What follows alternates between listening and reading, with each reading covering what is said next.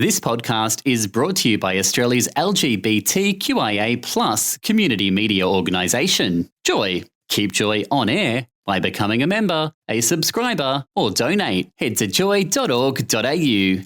Joy, a diverse sound for a diverse community. We're back. This is Saturday Magazine with Paul and with Kenny and with Stephen after the lose. I can't believe I said that before. The news. I thought it was quite appropriate.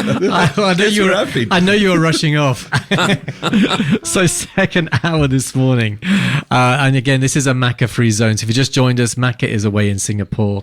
We've got but always listening. He is listening. Omnipresent. Our next guest, Kenny, who is this? Shall I tell you? I've got it. It's Adrian D'Mello, who is a financial advisor at BG Private. Welcome back, Adrian. It's great to have you here again. Thanks, mate. We're going to be talking about estate planning. So what should people be considering? What are the common mistakes people make? All right. So I'd like to start off with saying that for this kind of advice, you're best off seeing a solicitor. Mm-hmm. Now, so why am I here on a Saturday as a financial advisor? Because pretty much we help our clients with the assets that end up going into the estate, right? So to have a good understanding of your assets helps with that conversation you have with the solicitor. And what do you mean when you say assets? What do you mean by that? Whatever you own, it could be anything, you know, the shirt on your back versus the pants you're wearing, your superannuation, a bit of bank savings, your car, your bike, everything, whatever you own is what you'll end up leaving to someone. Okay. So I guess today is about, in my everyday life, dealing with clients, to point out some of the issues you might see and some of the considerations you might like to think about. Yeah. Did you guys have any questions whatsoever with regards to your own personal? Yeah, well, I won't reveal my own personal assets because it'd be a very short conversation. But when we talk about estate planning, what actually is that? Is this basically your will? Is there more to it than that? It's pretty much your will, what you're going to leave behind, right? So when you pass away, whatever you own moves into your estate, right? But not everything. Okay. Yeah. So now, I guess it's not something that a lot of us think about very regularly, but why is it important that we should be thinking about this? Well, I guess we were talking earlier, it's like if you'd like your money to go to someone, you got to make people aware of that. Otherwise, it's going to go to people, to family members you may not like, pretty much. Or lawyers. Oh, yeah. So there is one misgiving out here. It's like, if nothing happens, it's going to go to the government. That's pretty much if you have no friends, no family, no one, and no one makes a claim.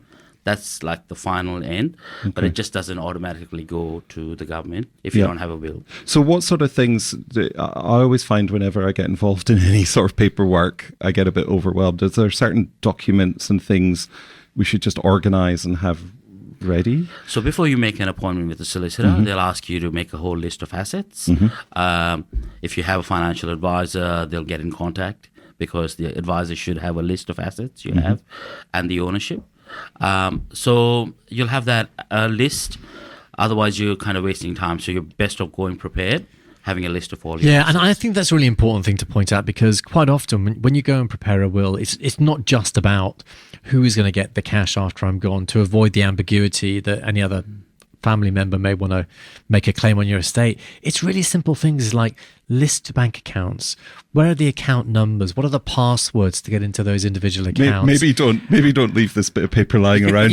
No, exactly. But that's why it's an important document. But people's lives get complicated, and trying to really think about all those bits and pieces to really narrow down how can I make someone manage my estate in a much more easily definable way after I'm gone, and to get the stuff done I want to get done without someone else getting involved.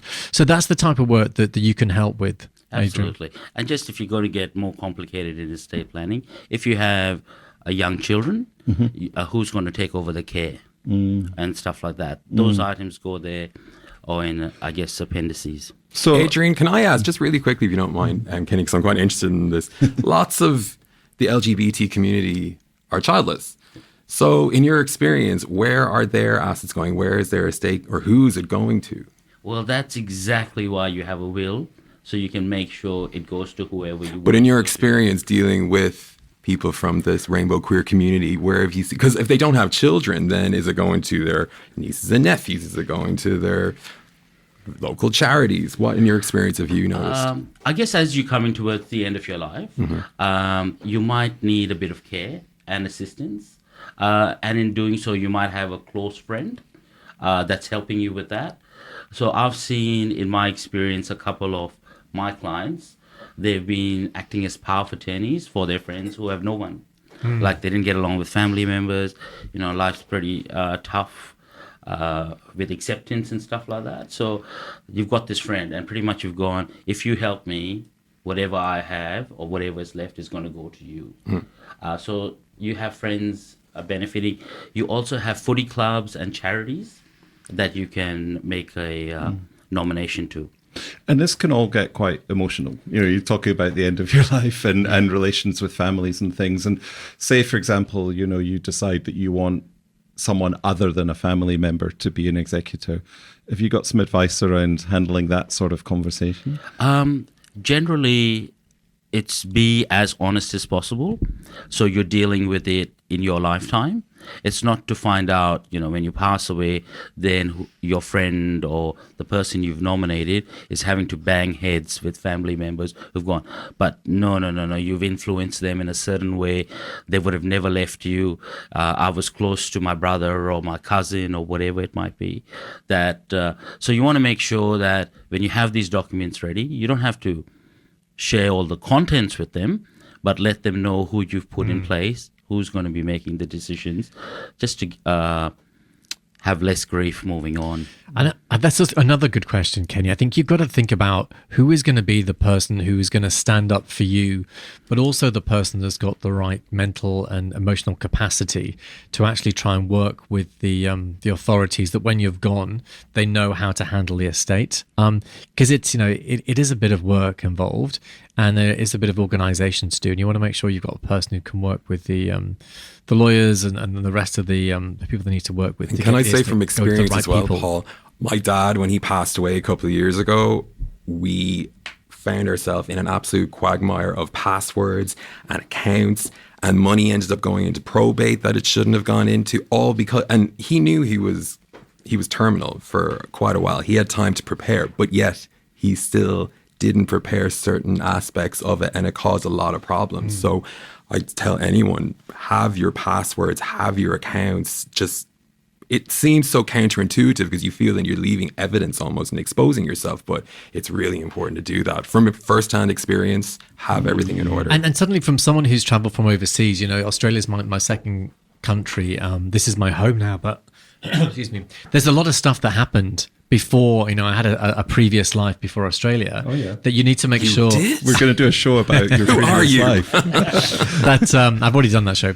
And so you need to make sure those things are covered, because who's going to know what you've left behind if you don't actually write it down yourself? So I think it's very much about taking accountability. And to your point, Stephen, it's your life that's coming to an end. You've got to make sure that whatever happens afterwards is your responsibility, and do it now while you've got a sane brain. It's a really interesting subject. And who'd have thought, no offense, Adrian, but, you know, we don't all get excited talking to our financial advisors, but when you come in, we're always very excited to talk to you. It's a great conversation, and I can't speak for the rest of the country, but it's a pretty miserable day outside here in Melbourne. So maybe it's something people can start to look into today. There's no time like the present. Yeah. I remember being with a relative, and I was in the hospital on their deathbed, I guess, and they were getting me to write a list at that stage. Now I can't spell, so it was the worst time to do that. Right. So probably be best, if you're going to do this, take time, do it properly. Some assets go into your will, some don't. So your superannuation doesn't go into them. You're a beneficial owner of your super. It just doesn't go into your will. But that's a really good point, Adrian. What have people got to do about nominating someone to take on their super? What's the important things to be aware of then? You need to make sure that they can actually receive money from superannuation. Not everyone can. So if you're not eligible to receive your superannuation, then that's when you direct the money to go to your estate, and then your will determines who receives it. So little bits and pieces like this Gosh, yes. help you put the right. It's very complex. I think the key message here, Adrian, is don't put it off, like Stephen's dad, and leave a bit of a mess for your loved ones. No. He didn't put it off. He just missed certain aspects. So I'm telling you, there's a lot. Even if you think you're very covered, you're still not covered. Probably a good call to get advice from experts. A solicitor. Yeah, a solicitor, financial planner if you have one. So, Adrian, absolute pleasure to have you in again. Thank you so much. Adrian D'Mello, from a financial advisor from BG Private. Thank you, Adrian. And just a reminder, we're here at the Pride Centre. We do have Justice of the Peace, who are here every single Saturday between 12 and 4. So if you need documents certified, and they can do wills as well, that's a free service. And we're here because we want to be servicing the LGBTIQ+A communities here in Victoria. You can come and get that done here. So thanks, Kathy, for noting us know about that. Awesome. Okay, we're going to take a quick break. Thanks again, Adrian. Have a lovely weekend. You're on Saturday Magazine. Coming up after the break, we're going to be talking to Lucio Ribeiro. Stay with us. Hi, this is Josh Burns, Joy 94.9's local member of Parliament, and you're listening to Saturday Magazine on Joy 94.9. I didn't think the job would be for me. Thanks for listening to another Joy podcast, brought to you by Australia's LGBTQIA+ community media organisation, Joy. Help us keep Joy on air. Head to joy.org.au. Joy, a diverse sound for a diverse community.